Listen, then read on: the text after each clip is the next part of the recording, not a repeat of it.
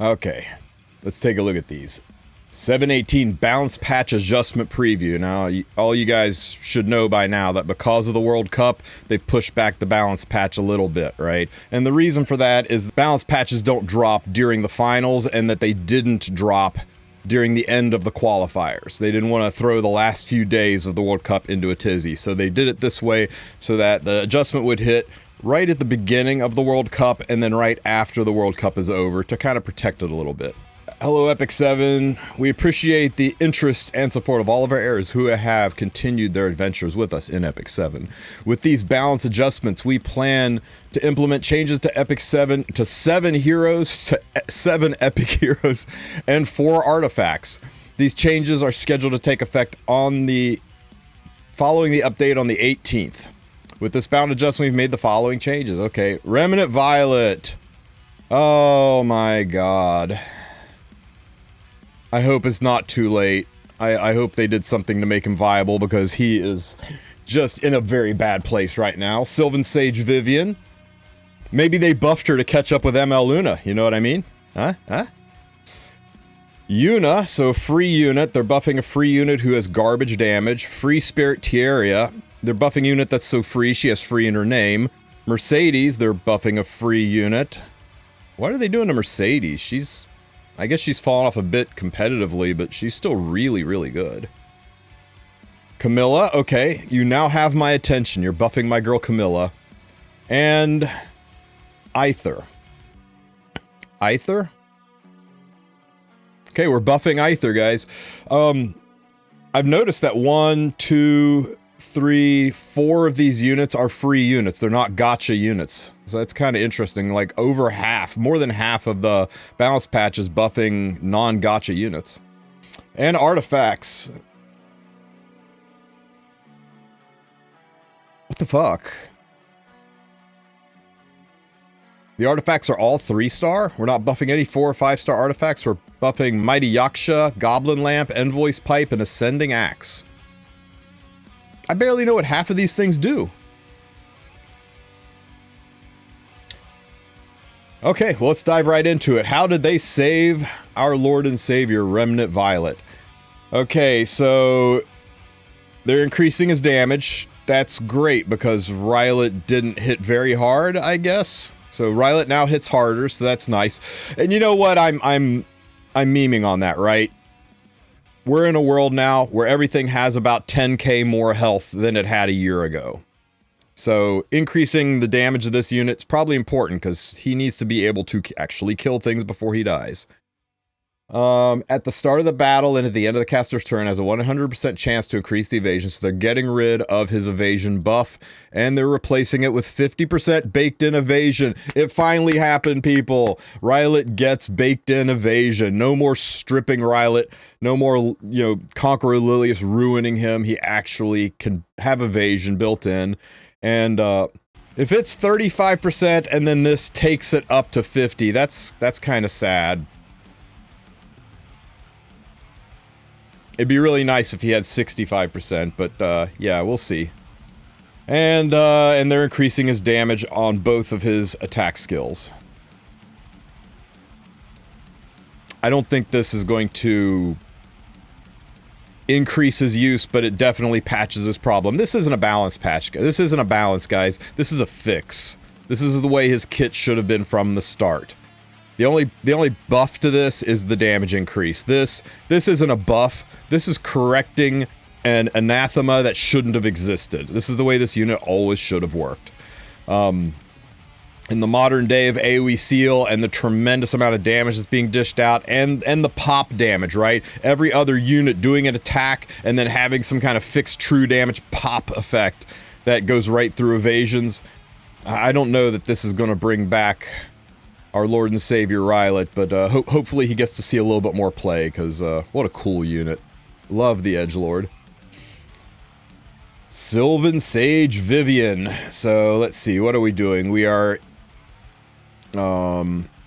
increasing attack by 20%, and increased attack can stack up 3 times.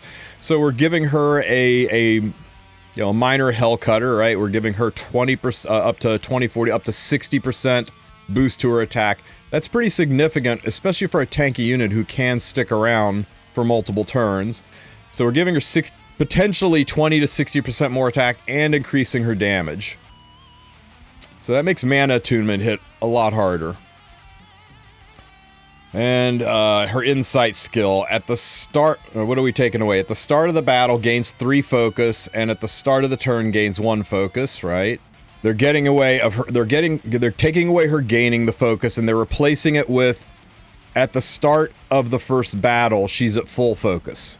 And at the end of the turn, she gains 1 focus. So instead of at the start, she gains 3, at the start, she is full focus. When the focus is 3 or higher, she's immune to debuffs. So you can't debuff her on the first turn. That's interesting. And when attacked, if the expected damage is equal to 30% or more, so they're actually nerfing this a little bit, right? They're making you have to hit her actually harder to activate the damage suffered, but it doesn't consume a focus, I guess. Guess it depends how you look at it, right? She's going to keep her focus instead of wasting the focus on mitigation, but she is going to be a little bit harder to mitigate. Everything hits so damn hard nowadays, I don't think this changes anything, guys.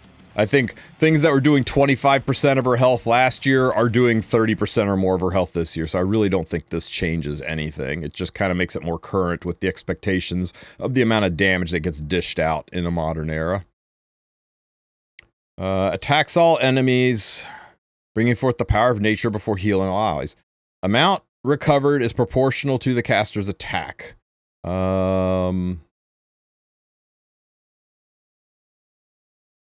So before it healed the target proportional to its maxed health, now it's healing proportional to her own attack. I'm not sure how I feel about that. I guess when combined with this, it could make her a very strong healer, right? Combined with the 20 to 60% attack boost from mana attunement, this could hit a lot harder. And the damage dealt increases with more enemies. Okay. And they went from a 6-turn cooldown to a 4-turn cooldown, so they're going to cycle her healing skill a lot faster. That's probably this. All of this looked really freaking mid, right? All of this looked like it didn't really do much except this. This actually makes her a functional damage soul weaver, and damage dealing healers are like my favorite subclass. I love that stuff in games, and Epic 7 doesn't have very much of it. You know, damage dealing weavers who aren't weavers, so I think this is the big buff right here. Yeah, she's a mage, so you put her on Etika Scepter with this.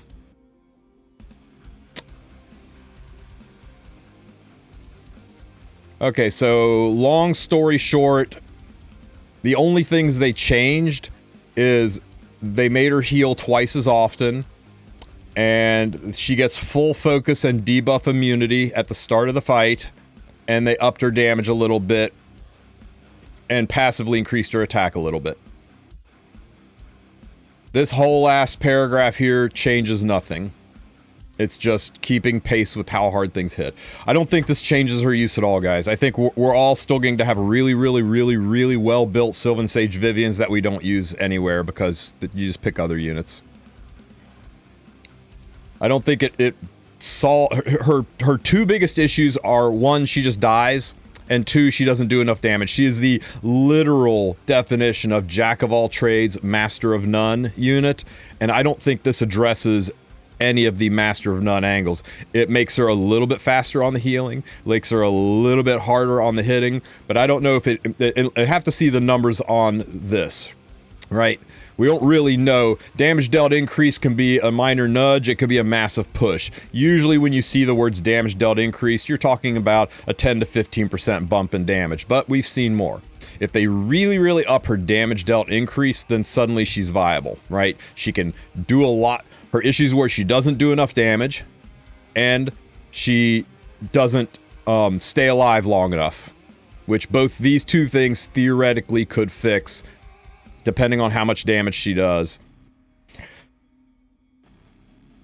Yeah, I'm going to wait and see on this, but I don't think we're going to see a lot more Sylvan Sage, but I hope we do. I really like this unit. And it would be nice to see this unit get played more often. Yuna. Okay, Yuna's biggest issues in the past was her mods were terrible. She looks like the total package. All of her attacks are AoE. One of her attacks, guarantees crit. She can, oh, I wonder if they made all of her attacks crit. She gives attack buff and sometimes gab to the entire team. She looks great on paper. Then you take her out and you're like, wow, does this suck? I am not doing any damage at all. Back in the day, back in like 2019, people were cleaving with Yuna because of all the AoE hits, but we have just moved into an era where 5-digit HP not only became common, but now we're into the mid 5-digit HP range. So let's see what they did for Yuna, 4 or 2 Yuna. So homing laser, let's see, before it was attacks all enemies with a drone, before increasing combat rates the caster by 6% per target, and other allies by 2% per target. Damage dealt increased proportional to speed. When there are 3 or fewer units, damage dealt increased with fewer enemies. Okay, now they're making it say attacks all enemies before increasing combat rates of the caster by 15%. So that's a nerf if there are 3 or 4 enemies, but it's a buff if there's 1 or 2 enemies. Weird. So that's a bit of a nerf.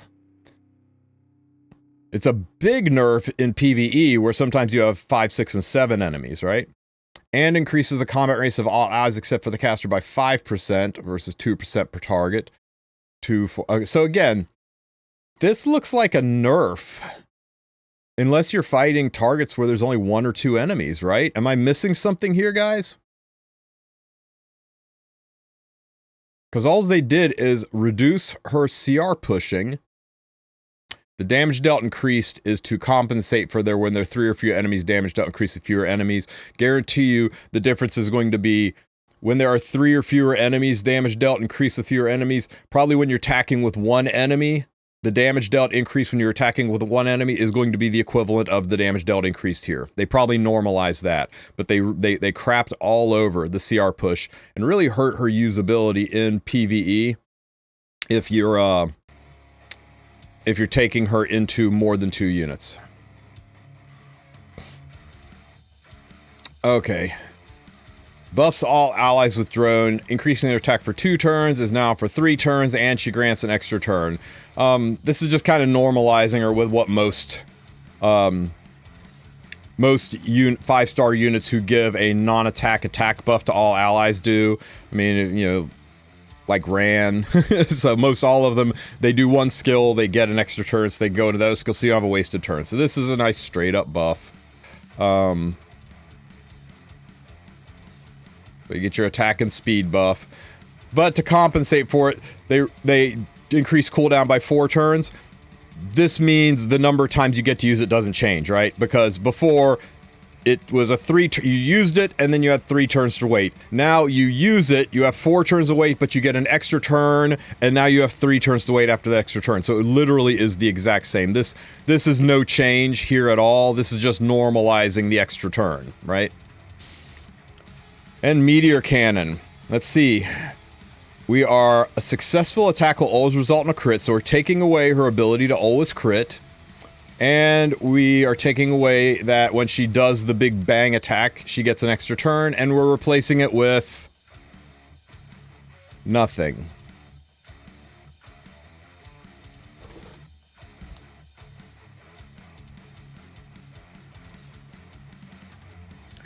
Smilegate, how'd Yuna hurt you?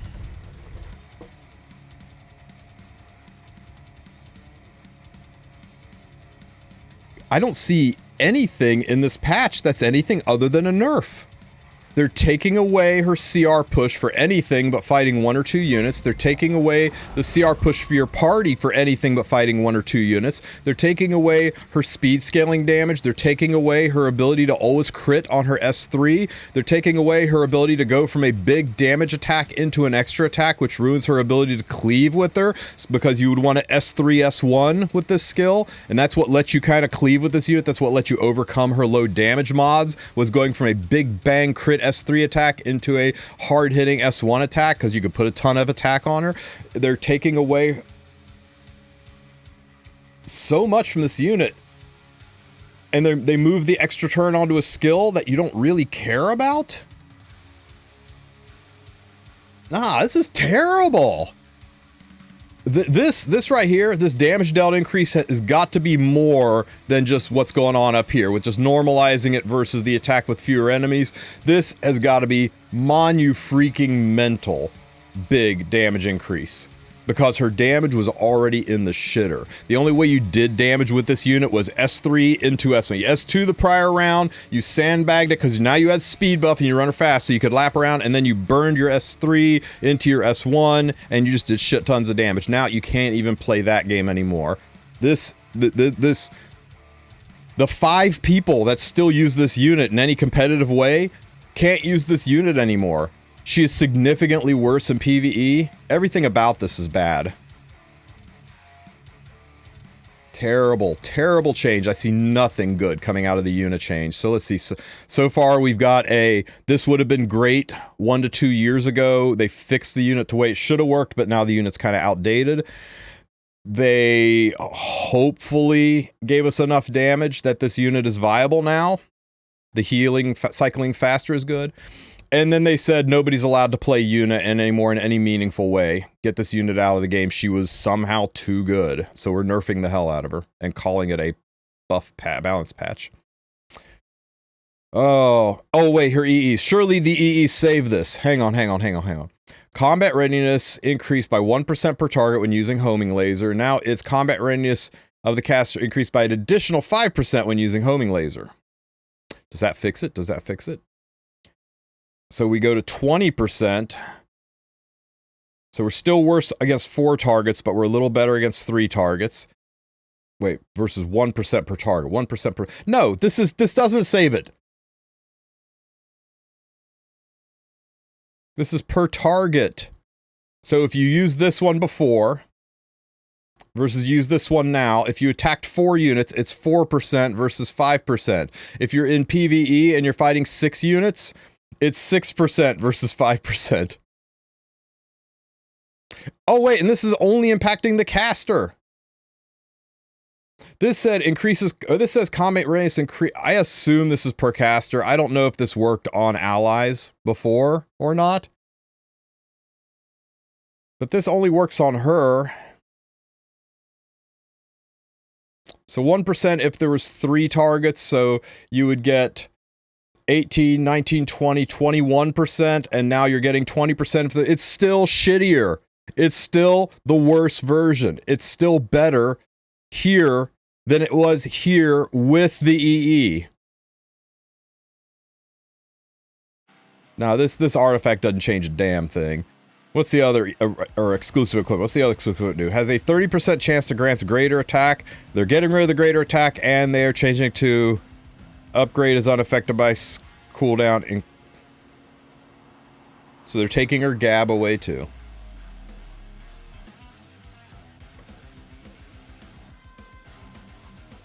I got nothing, guys. Smilegate just seems to hate Yuna.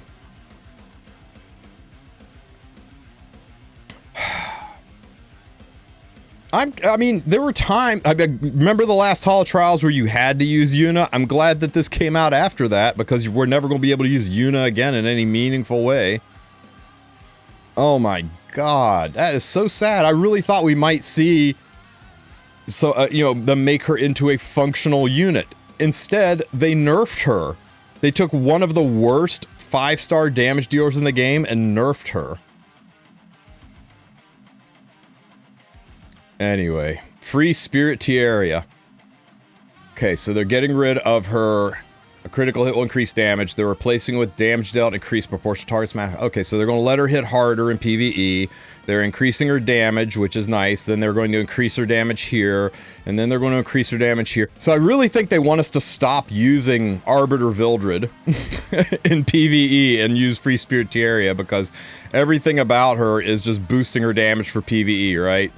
So, they really want us to use the new 5-star exclusive EE to start building RTA degen Arby's and really work that new EE to use him competitively. And all of us who are going to be sad that we no longer can use Arbiter Vildred for farming because we want to use it competitively, they are turning Free Spirit Tieria into the new best farming unit in the game. So here you go, guys. All of this damage increase, all this proportional max health. She is your new unrecorded history farmer. She is your new lead hero that everybody will probably want to build and have it be their friend hero, so that when other people are going to clear stuff, she's going to be out there clearing the stuff. I think that this is just going to make her the penultimate PvE story clear unit.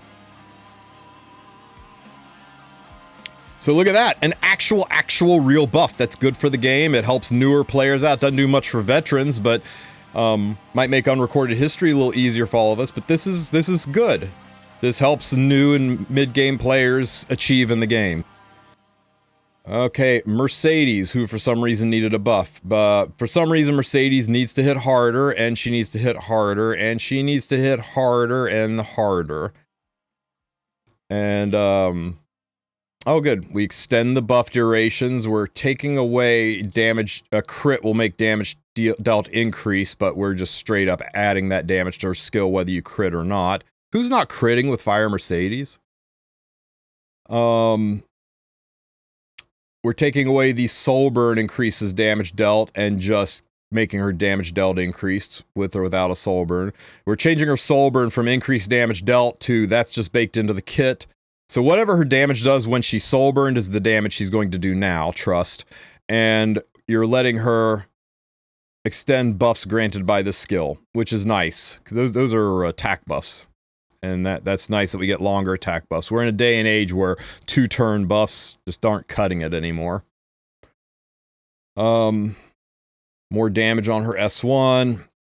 When there are 3 or fewer enemies, damage dealt increases as enemies become fewer. When the caster's granted attack, dimensional rupture activates this way. Okay, so just taking away all of this crap and saying when she gets extra attack, or when she is granted increased attack, grants an extra attack with the same skill. So Mercedes is going to hit a lot harder. Secretary Vera is going to explode now. Secretary Vera is now accessible to almost anybody. She might come back to some Guild War defenses because she's going to hit hard enough now. I think she disappeared from a lot of Guild War defenses because she just wasn't doing enough damage and people tanked through her. But now she's going to hit really heckin' hard. They're taking away the dimensional rupture, which decreases the damage on that second hit. They're just making the second hit hard. Like, everything they're doing is making her hit significantly harder so that she will be meaningful on the field instead of just a, oh, isn't that cute, she almost broke my barriers. Now she's actually going to do some significant damage. This is pretty good. I don't know if this will bring her back into RTA, but I think this will bring her back into Guild War defenses and possibly for some use in other places like expeditions and Vera and stuff. Camilla. Okay. This is my girl. Don't kill my girl. Grants the caster skill nullifier, and they're taking skill nullifier away and replacing it with...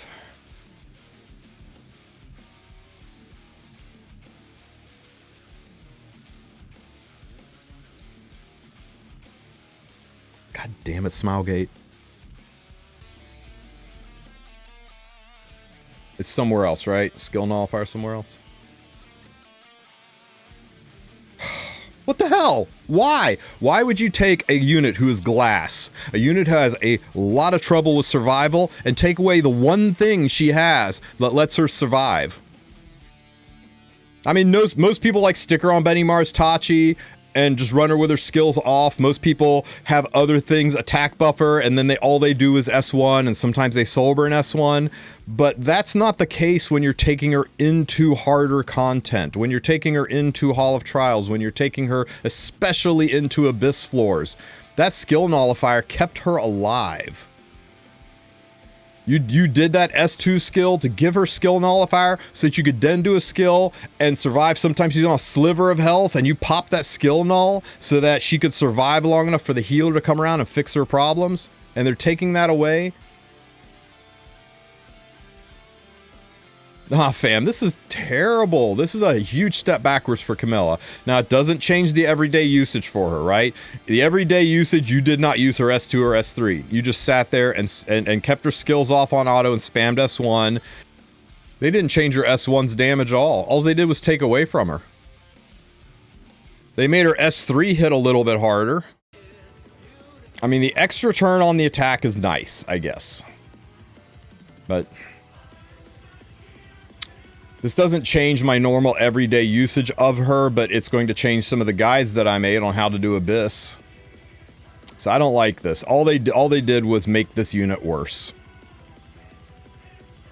And Aither, we're buffing Aither, okay? Amount recovered proportional to the target's max health and the caster's attack, because everybody stacks attack on Aither, right? So they're just making it. Amount recovered increased for the attack, target's max health, and barrier strength versus max attack. Amount recovered, barrier, target's max health. Did they just nerf Aither? Unless they increased the scaling for the proportionality of the health, it looks like they just took the caster's attack part out of the equation and left it entirely based on the target's health.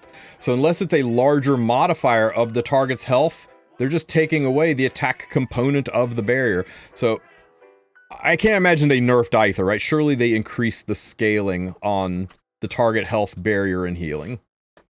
It's going to make everybody use Aither, I'm sure. And the part we've all been waiting for, right? 3-star artifacts. Increases attack and defense by 5 to 10%. And now it's going to just be increases attack by 10. So they doubled the increased attack. They got rid of the increased defense. Not a lot of units want attack and defense, right? So it makes sense that they've made it better for attack. But again, who asked? Guys, look at Goblin Lamp, though. This is insane, right? If you kill an enemy, there is a chance that you will get 1 soul. Right? Think about this. All you gotta do is kill 10 enemies, and you can soul burn Zahak's S1. Let's kill 10 enemies, and you can soul burn Zahak's S1. Everybody's using Goblin Lamp, I'm telling you guys. Envoy's Pipe. Maybe we'll read the original. When attacked, decrease the damage suffered by 5 to 10%. When more than 1 damage reduction effect is granted. Dude, Goblin Lamp is amazing. I mean, Envoy's Pipe. I'm sorry, I'm still hung up on this 1 soul. It's overshadowing everything. This changes everything. This changes nothing. Ascending Axe is a stat stick now. This is the closest thing to a viable artifact for brand spanking new players. This gives them 12% crit chance, which can solve some problems for... I mean, you guys remember the first few weeks of playing when you were like, oh, I've only got 60% chance to crit, it sucks. I guess. These are the scheduled balance adjustments. Okay. Shit patch. But let's be real. If you didn't see this coming, you weren't paying attention. The exact same thing happened last year. They aren't going to have everybody go for the qualifiers into Worlds and then drop a balance patch that flips the entire meta on its head. It was the exact same thing they did last year. Last year we got a very mid-balance patch and everybody freaked out and said, this changes nothing. There's like only 1 unit in here who's even viable. Look who they touched. Unit that's not used anymore, and they didn't touch him in a way that really is going to impact Worlds. Unit who's not used anymore, and they didn't touch her in a way that probably will impact Worlds. Nerfed a free unit. Made a farming unit better. Made a PvE unit better. Nerfed a PvE unit. Made a brand new player unit better. Made brand new player artifacts better. I don't know why they nerfed Yuna, but it's very clear what they did here. They aren't touching world units. They aren't touching units that are commonly used, that are played. They probably looked at the units played in the qualifiers and said, there's our list of units to not touch. People are like, where's our Fallen Cecilia buff, I bet? Well, you know what? We're not doing that right before the World Cup tournament. Exact same thing happened last time. Now, I know everybody's saying, well, what about Luna? She's going to turn worlds on end. Like, yeah, she might, but you know what? She's not changing the entire way people have units built and are played. She's not changing 9 or 10 units. She is just one new unit that dropped that everybody that's in worlds is going to have built well. So you may think this is like a waste of time. You may think that this isn't very good for the game, and you're probably right, but they had to release something, and they had to release something that didn't turn worlds on end. So instead they said, let's help the new players out. Let's adjust and balance free and PvE units and free and PvE gear. And let's not do anything that messes with worlds. So I understand that. It was the same last year. The balance patch didn't impact the game at all. It was a really lukewarm balance patch, and people raged the same way. And then the balance patch that came out right after Worlds was over was freaking insane. So expect it there. But I'm kind of glad that they didn't do anything that turned the tournament up on its end. I don't know. I saw this coming. The only things I'm really sad about is I don't know why they decided that the 6 people who play Yuna in any competitive way should kick rocks. Why they made her weaker in every single aspect of her kit and game. I mean, literally everything in there is just red text. Even the green text is red text. And why they decided to say Camilla can no longer be used in Abyss or difficult long content.